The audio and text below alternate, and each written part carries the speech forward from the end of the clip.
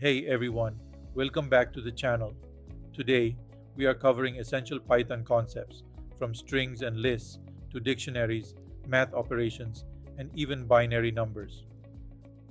A string is simply a series of characters, like Mary here, and we use what's called a string literal to create it. So, if you have ever typed out hello world or 123, you are already using string literals. Just wrap your text in single or double quotes. Take the word Trish, for example. The T is at position 0, R is at 1, and each letter follows suit. This order helps us grab any character we want right when we need it. So, whether you are working with names, sentences, or even data from user input, understanding strings will be essential in programming. Now, let's dive into two essential concepts when working with strings: length and indexing. First up is string length. Often, we need to know how many characters are in a string. That's where the len function comes in. This built-in function quickly tells us the total number of characters in any string or other sequence type. Next is indexing. Each character in a string has a specific position or index that starts at 0. So, the first character is at index 0, the second at index 1, and so on. This order helps us access or manipulate specific parts of the string with precision. Together, len function and indexing are powerful tools for working with text in any program. In programming, we often need to access individual characters in a string. Since strings are a type of sequence, each character has an index starting at 0 for the leftmost character. For example, in ABC, A is at index 0, B at index 1, and C at index 2. You can access a character using brackets, like alphabet 0 to get A. String concatenation in programming is the process of joining two strings to create a new one. For example, with string 1 equals ABC and string 2 equals 123, string 1 plus string 2 results in ABC 123, generating a new combined string without modifying string 1 or string 2. This preserves the original values and ensures data integrity. Now it's time to challenge your knowledge with some practice questions. Take a moment to think through each one and then share your answers in the comments to show that you grasp the concept of string literals. Don't just sit back, dive in, and demonstrate what you've learned. Here comes the first question. Is hey a valid string literal in programming? Take a guess and let's see who gets it right. Alright, here comes question 2. Take a look. Is hey there a valid string literal in programming? Think it through, then drop your answer in the comments. Let's see who's paying attention. Now, time for question 3. What do you think? Is 674 a string literal in programming? Give it a moment, then share your answer below. Let's see who's on top of their string game. Here's question 4. Check this out. Is 674 a string literal in programming? Think carefully, and let's hear your answer in the comments. Who's ready to ace this? Take a moment to go through your answers carefully, one by one. Reflect on what you've learned, and let us know in the comments how many you got right and how confident you feel about your understanding of the concepts. Shows data integrity. Now let's move to the concept, lists. A list is a container that holds multiple values, such as numbers, strings, or objects grouped together. Lists are created using square brackets. For example, my list equals 10, ABC. An empty list can be created as empty list equals empty brackets. Lists are mutable, meaning you can modify, reorder, or remove elements anytime. Lists are ordered, and each element has an index, starting at 0 for the first element. In the given example, first you create a new list. Then Python sets up a spot in memory for each item you add. So if you have a list called prices, it's actually just a sequence of references pointing to each item in your list. This setup makes lists powerful and easy to use. Let's create a list in Python. Here's a quick example that prints a list of names. We start by assigning our list of names to a variable like this. Names equals Daniel, Roxana, Jean. Then with a simple print names, we can display the whole list. When we run the code, Python outputs each name in the order we specified, showing how lists maintain the sequence of elements. And just like that, with a few lines of code, we have created and printed a list. Now, let's talk about one of the most powerful aspects of lists: accessing elements. Lists help us store collections of related data, like the names of students or prices of cars, all in a single variable. But how do we get to a specific item in the list? Easy. We use something called indexing. By typing the list name followed by square brackets and an index like my list I, we can access the ith element directly. Just remember, indexes are always integers, so trying to use a decimal like zero point 0.0 will cause an error. Now let's dive into updating list elements. One of the coolest things about lists is that they are mutable, which means we can change their contents whenever we want. Let's look at an example. We start with a list mynums containing 5, 12, 20. If we want to update the second element to a new value like negative 28, we just assign mynums 1 equals negative 28. Simple as that. When we print mynums again, the output is 5, negative 28, 20. This flexibility makes lists incredibly powerful, allowing us to modify elements on the fly as our program runs. Let's explore a powerful feature of lists: adding and removing elements. This program demonstrates how to add and remove elements from a list using Python's list methods. First, the append method is shown, adding a new element to the end of the list. Next, the pop method removes the element at a specified index. For example, BW at index 1 is removed, causing ABC to shift into its place. Finally, the remove method illustrates how to take out the first occurrence of a specified value, removing ABC and leaving the list with only one remaining element. This concise representation highlights the dynamic manipulation of lists in Python. Sequence type functions and methods in Python are built-in tools that operate on data structures like lists and strings. These functions include lenSequence, which returns the length of a sequence.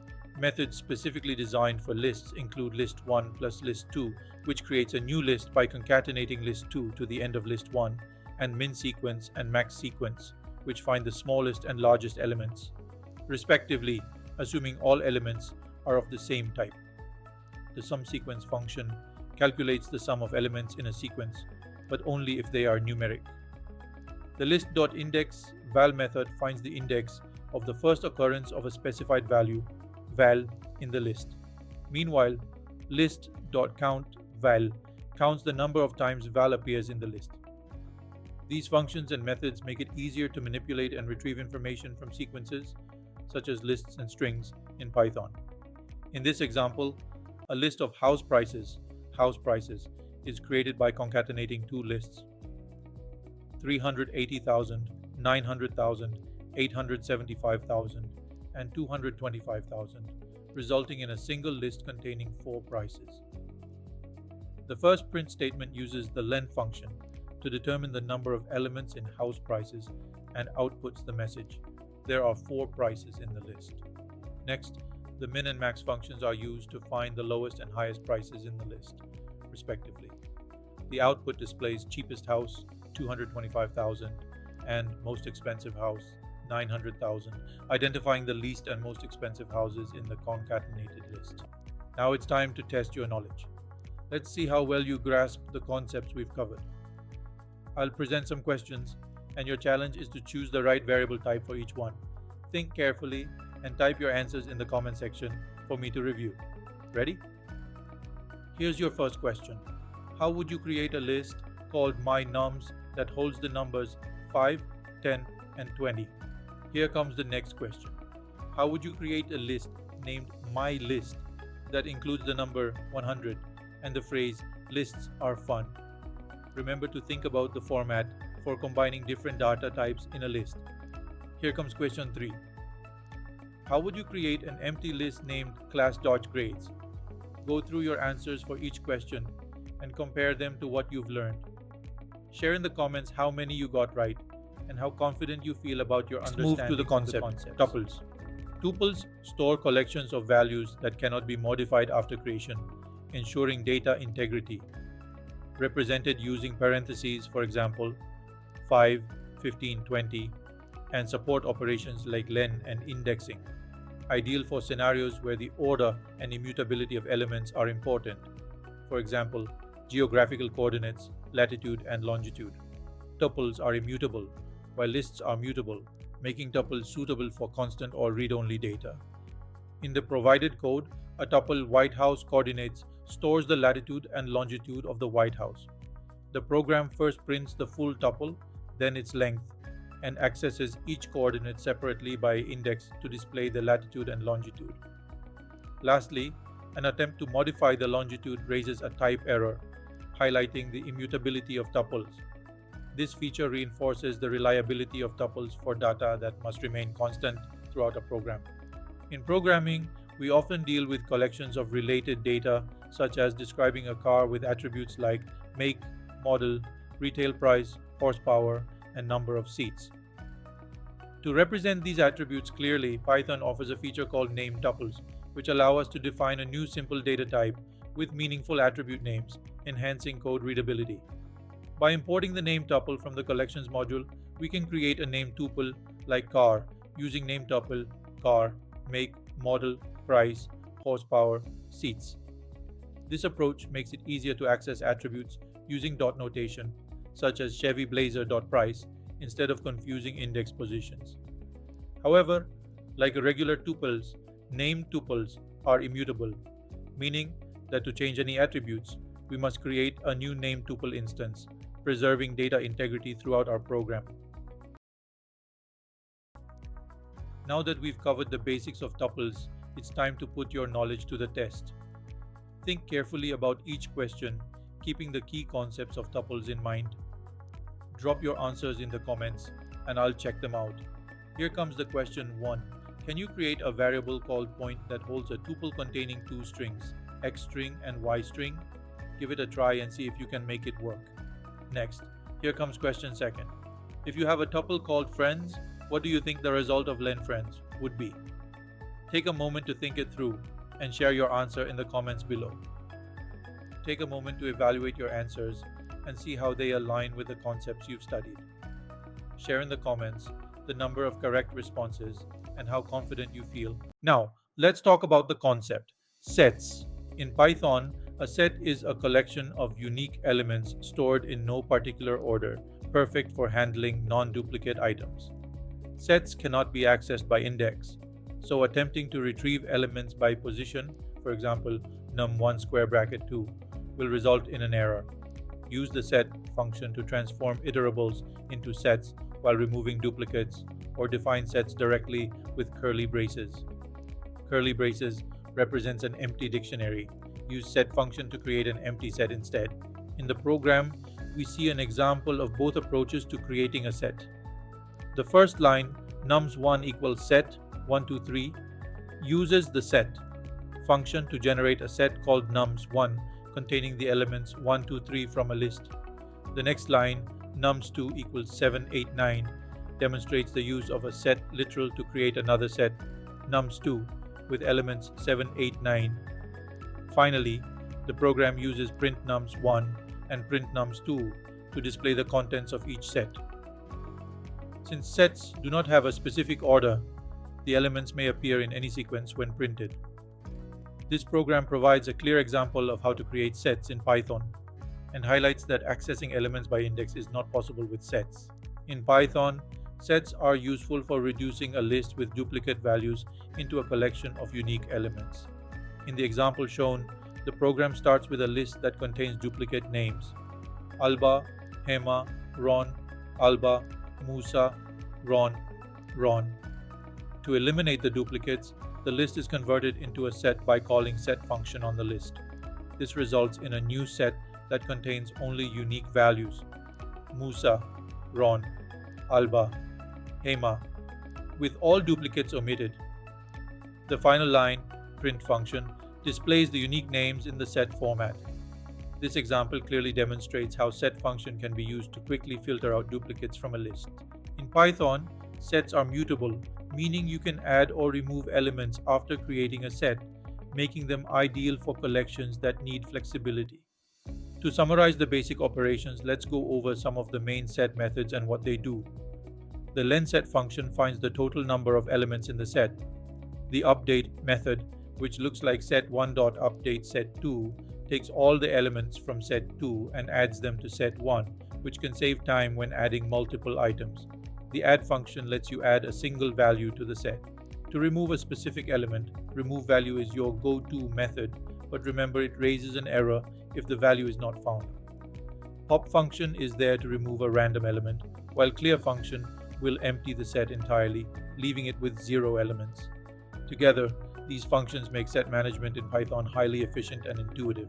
Python set objects support various set theory operations, such as intersection, union, difference, and symmetric difference, which are useful for filtering and combining data across sets. Set.intersection function finds elements common to multiple sets, useful for identifying shared items among groups. Set.union function combines all unique elements from each set, creating a comprehensive list without duplicates. Set.difference function isolates elements in the primary set that are not in others, ideal for identifying unique items in one group. Lastly, set.symmetric difference function highlights elements unique to each of two sets, excluding shared ones, making it valuable for pinpointing differences. Now that you understand the concept, let's put your knowledge of sets into practice. Work through each question carefully, and remember, accuracy is important. Here comes your first question. Imagine you're working with a set in Python and you come across this line of code. What do you think will happen when this code runs? Now let's move on to the second question. What do you think will happen when you run this line of code?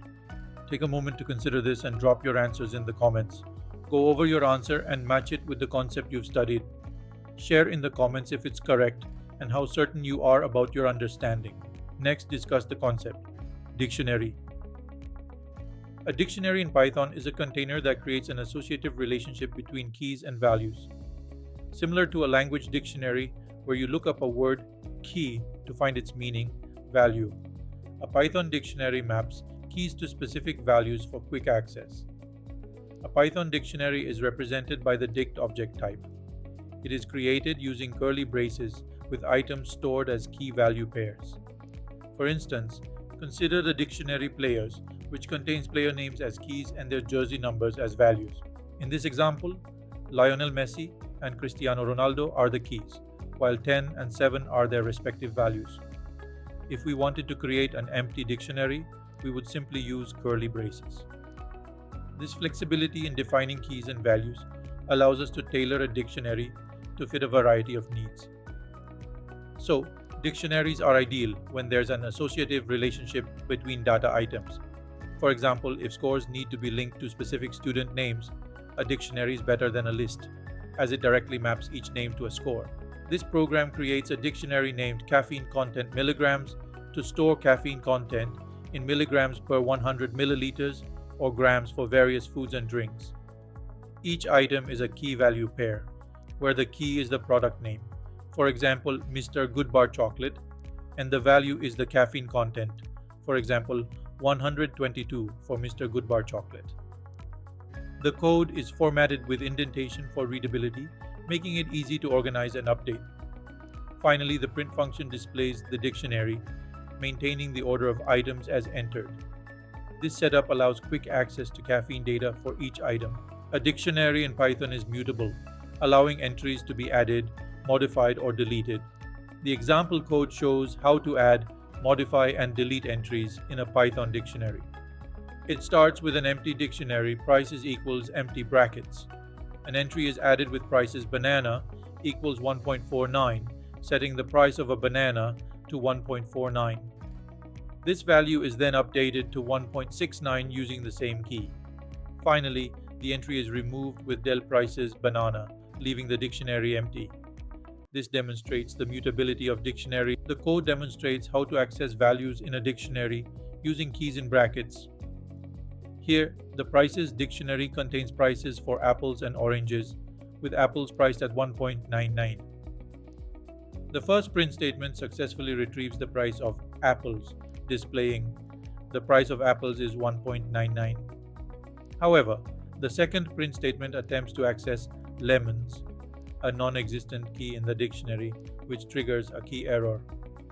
This runtime error occurs when trying to access a key that does not exist, causing the program to terminate. Unlike lists, dictionaries cannot be accessed by index but require a valid key, or else Python raises a key error. Alright, after discussing the concept of accessing dictionary entries, let's put your understanding to the test. Think about the questions carefully and comment your answers in the comment section. Let's see who's nailed it. Here comes your first question. When accessing an entry in a dictionary, do you wrap the key in curly braces? Think carefully. This is a foundational concept that can make or break your code. Here comes your second question. Are dictionary entries ordered by their position like items in a list? Check your answers and assess how closely they match the concepts you've learned. Let us know in the comments how many you got right and how confident you are in your understanding of the content. Now move to the concept, data types. In Python, understanding data types is essential because they define how data is stored and operated on within the language. Among the different types, numeric types are especially important as they are widely used in most programming tasks.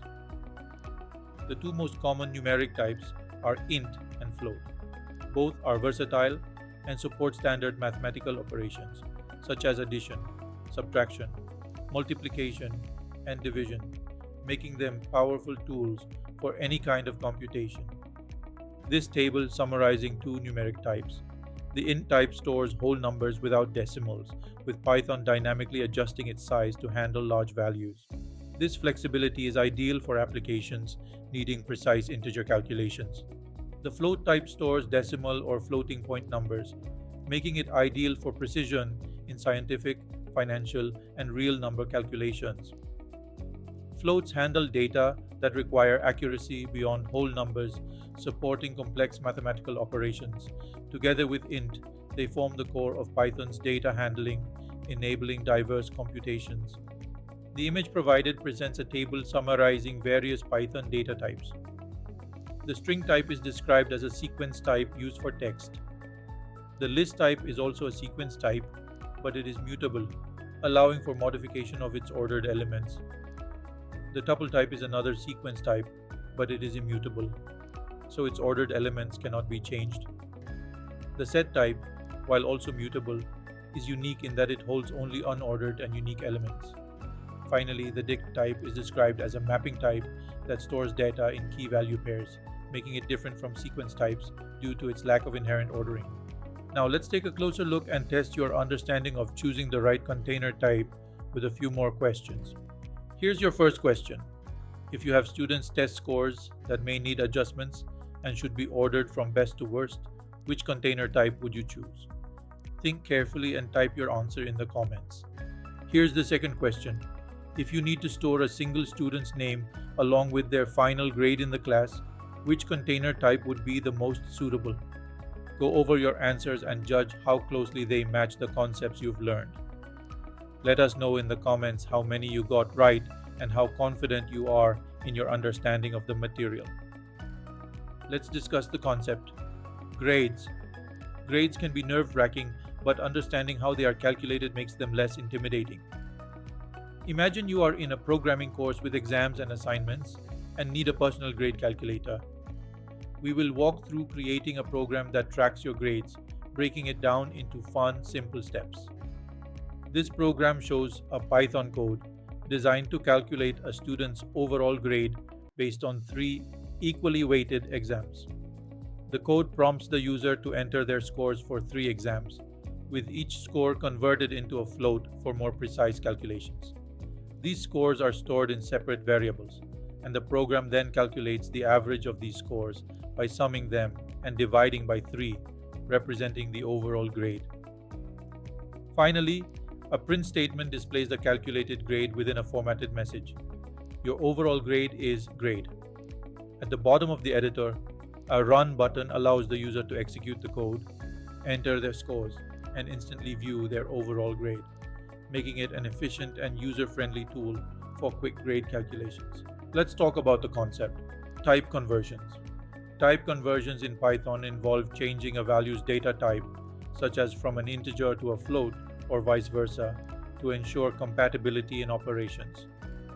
These can happen automatically, implicit, or require manual intervention, explicit. When working with different data types, you will often need to explicitly convert variables from one type to another. Python makes this easy with three main conversion functions: int, float, and str. The int function is used to create integers, and it can convert values from an integer, a float, or even a string, as long as the string only contains whole numbers. The float function creates floating point numbers from integers, floats, or strings with numeric values. This is useful for converting string representations of decimals for calculations. Finally, str converts any data type into a string, giving you flexibility if you need to display numbers or other data as text. This program provides an example of converting between float and integer types in Python. First, it takes input from the user as a string using input. Since all input gathered this way is initially stored as text, the program then converts this string into a float using float, allowing the number to have decimal precision. After that, the program converts the float to an integer using int, which removes any decimal portion by truncation, not rounding. When we run the program, we can observe these transformations. The original input is shown as a string, the converted float displays with a decimal point, like 18 becoming 18.0, and finally, the integer conversion removes the decimal portion, returning a whole number, such as 18.0 becoming 18. This illustrates how Python's conversion functions modify data formats as needed. After discussing the concepts of type conversions, let's test your understanding with some practice questions. Here's your question 1. If you convert 1.55 to an integer, what do you think the result will be? Now, let's move on to the question 2. What do you think the result will be when you convert the string 7.99 to an integer? Take a moment to consider this one, examine your answers, and determine how closely they reflect the concepts you've learned. Let us know in the comments how many you got right and how confident you are in your understanding of the content. Next, move to the concept string formatting. In Python, string formatting helps generate dynamic and clear strings by incorporating variables and expressions into set templates. Popular techniques include fstrings, the format method, and modulus formatting. These methods offer a flexible and efficient approach to producing customized outputs. Let's see fstrings in action with a simple example. Suppose we have two variables, number and amount, and we want to display a sentence that includes both. By using an fstring, we can embed number and amount directly into our sentence. When the program runs, these placeholders are replaced by the actual values.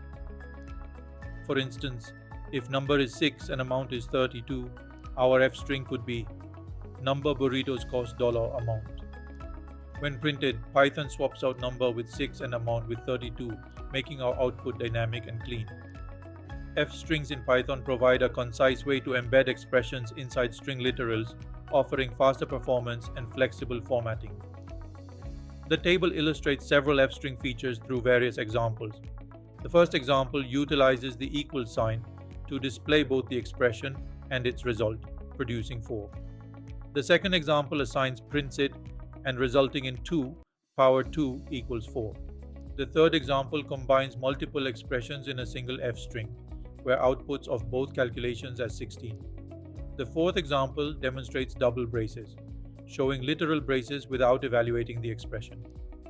Finally, employs triple braces to display literal braces around the evaluated expression, resulting with both the braces and the calculated result. Python fstring format specifications use a colon to customize embedded values for precise and readable output. This table illustrates various format specifications and presentation types available in Python's fstrings, highlighting their versatility. It covers basic types, S for strings, which can be omitted as it's the default, displaying Aiden, D for decimal integers, outputting 4, D for adding commas to large numbers, turning 7600 into 7600, 0 precision D for padding numbers with leading zeros, making 4 display as 004, and B for binary representation, converting 4 to 100. Now that we've covered the essentials, it's time to put your knowledge to the test. Ready to see how well you've grasped additional F-string features? Let's dive into some quick questions to check your understanding. Here's your first question. Have you ever wondered how to elegantly format expressions in Python using F-strings? What do you think the output will be for the given code snippet? Here's your second question. Take a look at the code snippet. This time, we're using a special feature to reveal both the expression and its result. Can you guess what the output will be? Here's your third question. Let's put our F-string skills to the test with a little math. Think carefully and share your answers in the comments. Review your answers and evaluate how well they match the concepts you've studied. Share in the comments how many you answered correctly. Then, the next concept is Math Module. Python's Math Module, part of its standard library, offers advanced functions for calculations like square roots, trigonometry, and logarithms. Take a look at an example of how the Math Module can be used to calculate the square root of a number. In the provided code, we start by importing the Math Module with import math. After that, we assign a value of 49 to a variable called num. Then we use the math.scot function to calculate the square root of num, storing the result in a new variable, numscot. The scot function in Python's math module allows us to calculate the square root of a given number by simply calling math.scotnum. This Python program calculates the future value of savings based on an initial amount, annual interest rate, and number of years. It first imports the math module, then prompts the user for the initial savings, interest rate, and time period, converting these inputs to appropriate types. Using the POW function from the math module, it calculates compound interest by raising the growth factor 1 plus interest rate divided by 100 to the power of the specified years and multiplying by the initial savings. Finally, it outputs the future savings amount, formatted to 2 decimal places, showing how the investment grows over time. This table provides an overview of essential functions in Python's math module, covering numeric manipulations, trigonometry, exponentials, logarithms, and constants, making them vital for diverse calculations. This category includes functions for specific numeric manipulations like ceilx and floorx for rounding up or down, factorial x for calculating factorials, and fmod x, y for precise floating point remainders. Fabs x returns the absolute value, and fsum x accurately sums floating point values, reducing cumulative rounding errors. These functions are useful in fields like finance, combinatorics, and precise arithmetic. This section covers exponential, logarithmic, and power functions. expx calculates x, useful for modeling exponential growth in science. POWXY raises x to y's power, while log x base returns the logarithm of x with an optional base, defaulting to natural logarithms. Logarithms are vital in data scaling and signal processing. Square root of x computes the square root, widely used in geometry, physics, and data analysis. The math module also includes complex number functions for advanced mathematical computations. The gamma x function, for instance, extends the concept of factorials to real and complex numbers, which has applications in statistics, particularly in probability distributions. Another advanced function, erfx, represents the error function, commonly used in probability and statistics to calculate probabilities in the normal distribution. The math module's trigonometric functions handle angle and length calculations. Basic functions like cos x, sin x, and tan x return cosine, sine, and tangent values essential in physics, engineering, and graphics. Inverse functions, a cos x, a sin x, and a tan x provide the angle for a given ratio, while a tan 2yx finds the angle from the origin to a point, useful for vector and spatial calculations. Degrees and radians convert between units, and hypot x1, x2, so on xn calculates vector length, beneficial in 3D graphics and machine learning, and the functions cos hyperbolic and sine hyperbolic represent the hyperbolic cos and sine values. The math module also provides constants that are essential for many mathematical operations. The constant pi, approximately 3.14159, represents the ratio of a circle's circumference to its diameter and is a fundamental element in trigonometry and geometry. The constant e, approximately 2.71828, is the base of natural logarithms and plays a crucial role in exponential growth, finance, and calculus. So, these functions and constants form the core of Python's math module, enabling efficient and accurate mathematical computations across various domains, from basic calculations to complex scientific modeling. Now that we've explored these commonly used functions, let's test your understanding. I've prepared some questions to see how well you've grasped the topic. Here's your first question. Imagine you have a number, x equals 2.3, and you're using Python's mathseal function on it. What do you think will happen to this number? Will it stay the same, go up, or go down? Here's your second question. Imagine you have the number x equals 2.3, and this time you're using the mathfloor function. What do you think will happen to this number? Will it remain unchanged, drop to a lower value, or rise up? Here's your third question. Let's take the number z equals 4.5 and apply a couple of Python functions. First, you'll use mathfloor to round it down, and then you'll raise the result to the power of 2 using mathpower. What do you think the final value of z will be? Here's your fourth question. Imagine you start with the whole number z equals 4 and decide to calculate its factorial using Python's math factorial function. What do you think will be the outcome? Go through your answers and compare them with the concepts you've studied. Let us know in the comments how many are correct and how confident you feel about your understanding of the material. Now move to the concept, random numbers. Random numbers in Python are pseudo-randomly generated numbers provided by the random module, often used for simulations, games, or sampling. One of the simplest methods is random, which returns a random floating point number between 0, inclusive, and 1, exclusive. To start using the random module, just add import random at the top of your program. Let's check out a quick example. Imagine you want to simulate a dice roll in a game. By using Python's random module, you could generate a random number to represent each roll. Calling random.random function might give you a result like 0.0467 or 0.9440, a random floating point number between 0 and 1. This makes random ideal for adding chance to games and simulations. Python's randrange method generates random integers within a set range.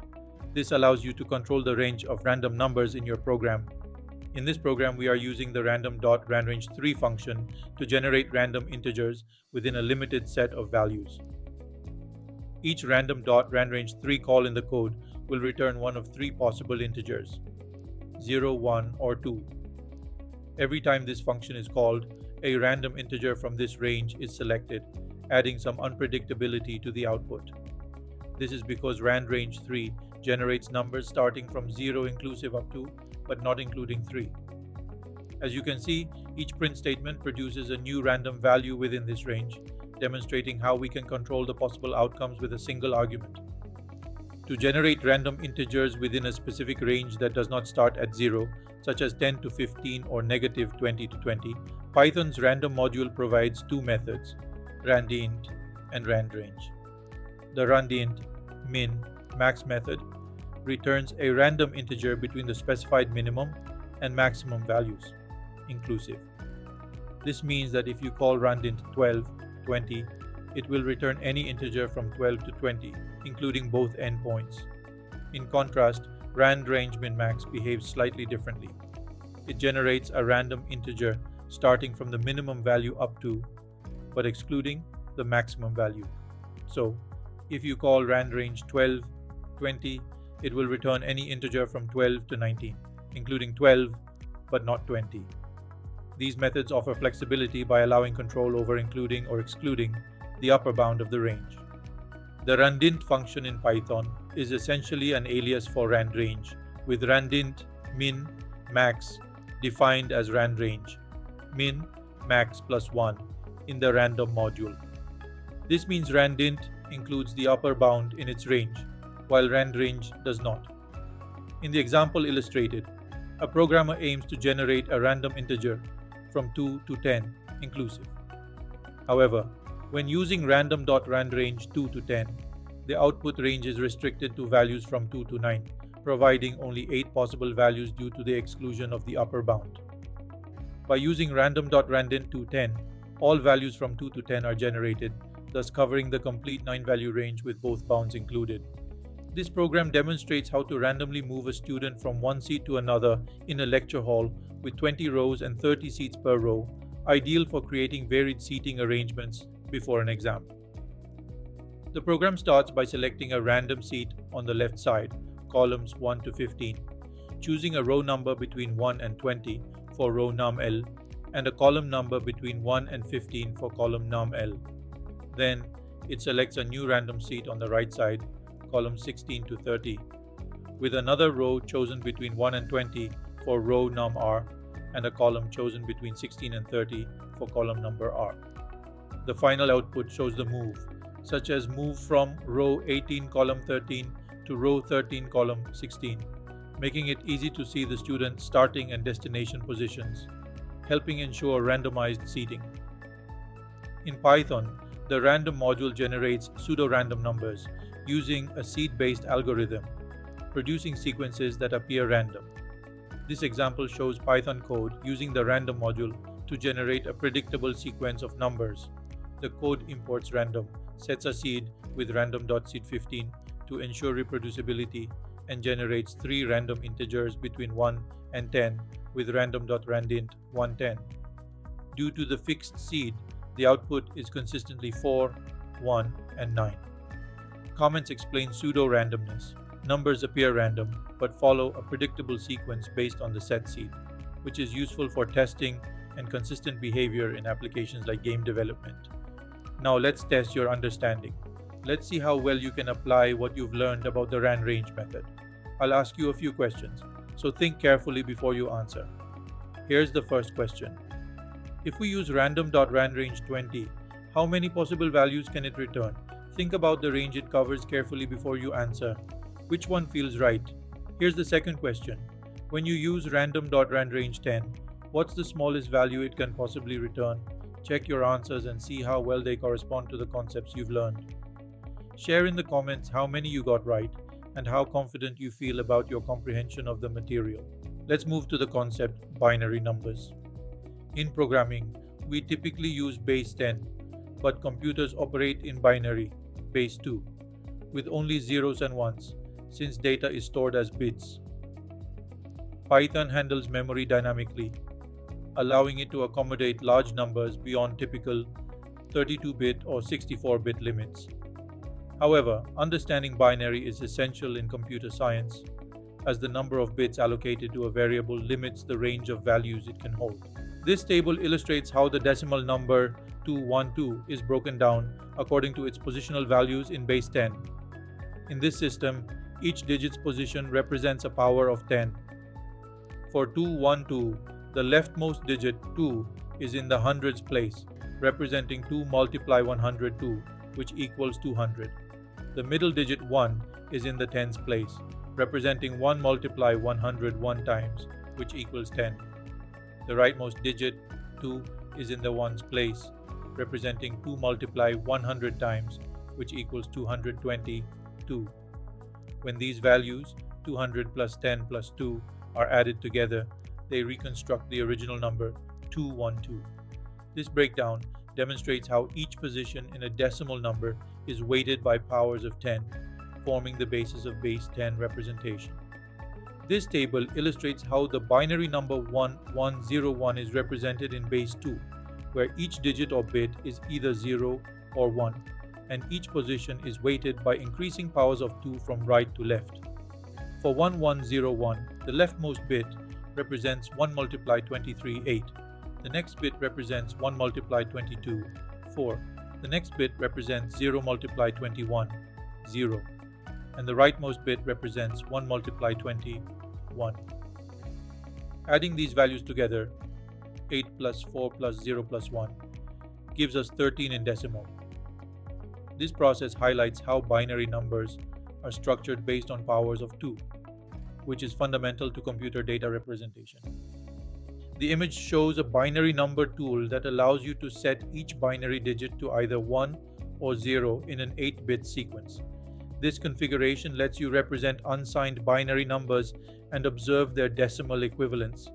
For example, by adjusting the bits, you can display values such as 9, 50, 212, or 255 in decimal form. The maximum value you can represent with 8 bits is 255, where all bits are set to 1. This illustrates the concept of binary to decimal conversion and highlights the limits of 8-bit unsigned binary representation. After discussing the concepts of binary numbers, let's test your understanding with some practice questions. Think carefully about the questions and share your thoughts in the comment section below. Here's a question 1. Take a look at the binary number. Can you figure out what this translates to in decimal form? Remember, each bit holds a unique power of 2. Here's a question 2. Examine the binary number. Can you figure out what it equals in decimal? Here's a question 3. Can you convert the decimal number 17 into its 8-bit binary equivalent? Here's a question 4. Your task is to convert the decimal number 51 into its 8-bit binary representation. Remember, each bit has a specific power of 2. Review your responses and check how well they align with the concepts you've learned. Share in the comments how many you got right and how confident you are in your understanding of the material. In conclusion, we've covered a wide range of essential Python concepts that will enhance your programming skills and problem-solving abilities. From string manipulation to mastering sequence-type functions, working with tuples, sets, and dictionaries, and diving into Python's math and random modules, each of these tools will empower you to handle data more effectively. We also explored the practical use of Python's f-string formatting, the power of set operations, and the importance of understanding binary and decimal conversions. These foundational concepts not only simplify your coding, but also help you tackle real-world challenges with confidence. Keep practicing, stay curious, and continue experimenting to sharpen your skills. If you enjoyed this tutorial, please like, comment, and subscribe to our channel. See you in the next video.